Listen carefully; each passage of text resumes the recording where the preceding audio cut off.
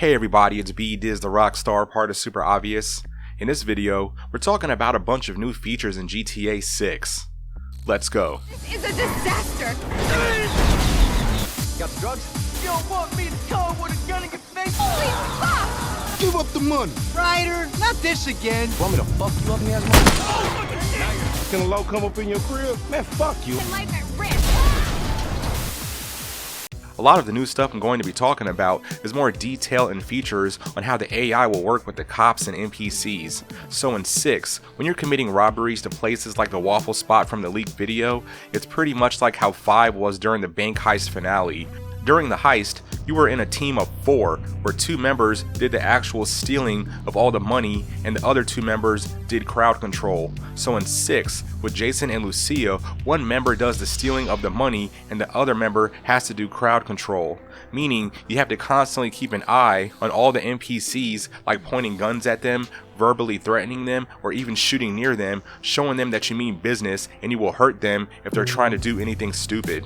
NPCs have a progress bar showing how scared they are, and not being intimidated enough in a certain amount of time will make this bar change color, meaning the NPC will do things like try to run away, hit alarms, or call the cops.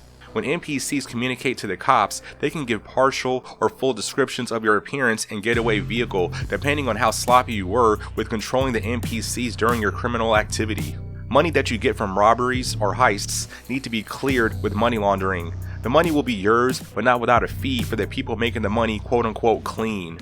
I've said before that you shouldn't keep a bunch of money physically on you because you can get robbed and can't report this to the authorities. In your properties, you can stash a bunch of money and guns in safes in the spots that you own.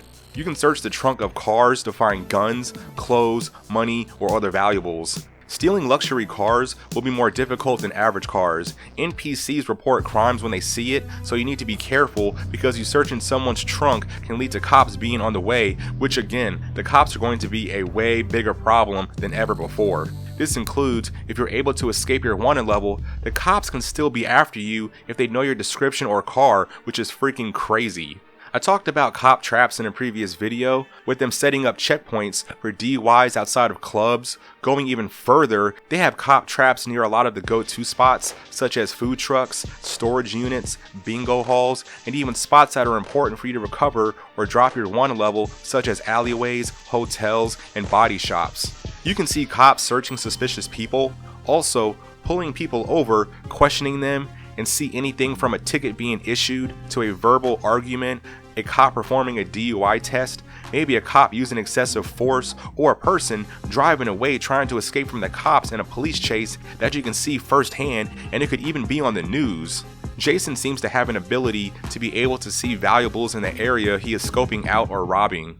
Lucia seems to be a hacker, so she can bypass security, unlocking doors, vehicles, accessing video surveillance, and more. Both of their abilities combined seems like an awesome team to successfully complete their criminal activity. You can form relationships with NPCs, that includes talking to them while you're out in the streets, add them as contacts in your phone when you're cool enough, even invite them to your crib to hang out, which could include drinking, smoking, having other friends over, or using them as info they can tell you to help you out with missions. I said this in my Jason and Lucia video a while ago, but it's worth mentioning again that they develop a relationship where they have a status that goes on depending on how good or bad they are doing as business partners or a couple. It can affect and complicate the relationship and how they work as a team if they have all these ill feelings or drama towards one another. I talked about how you can control both characters basically at the same time with the quick switch option, and that includes giving commands during missions, even Lucia telling Jason to surrender and be captured by the cops so Lucia can escape and use her law enforcement pull to get him out sooner or later.